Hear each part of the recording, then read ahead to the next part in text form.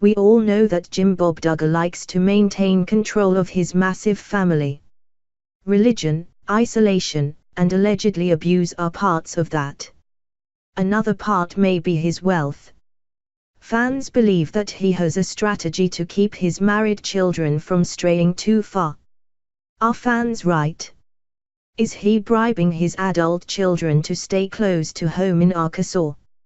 As we all know, Jim Bob's grand design for humanity involves women not working except as obedient wives, dutiful mothers, and reality stars.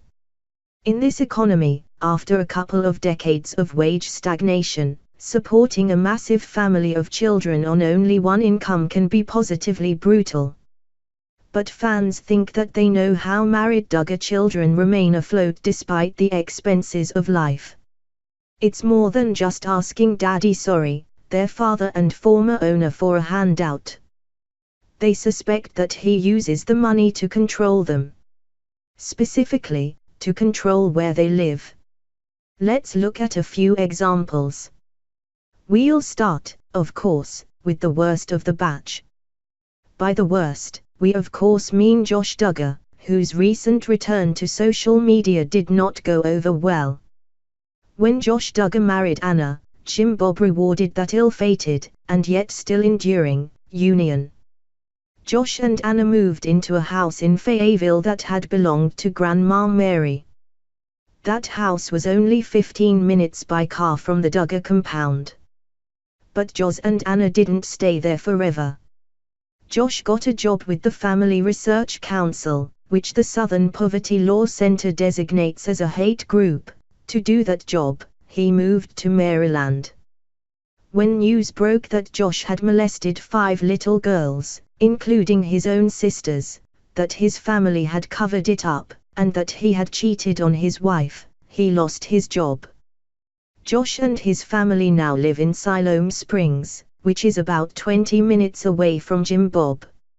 Now, we know that there isn't the clearest connection between Jim Bob and their move back home. Maybe Josh wanted to be around the only people who wanted anything to do with him, which happens to include a few of his former victims. But Jill was the next to get married. She tied the knot with notorious homophobe Derek Dillard in 2014. After they were married, Jim Bob allowed them to reside in his 4,000 square foot, 4-bedroom $1.5 million mini-mansion property. Many fans believed that this gift may have been intended as a leash to keep the couple close to home. It is unclear if they had to pay rent or not, though Derek has implied that they did.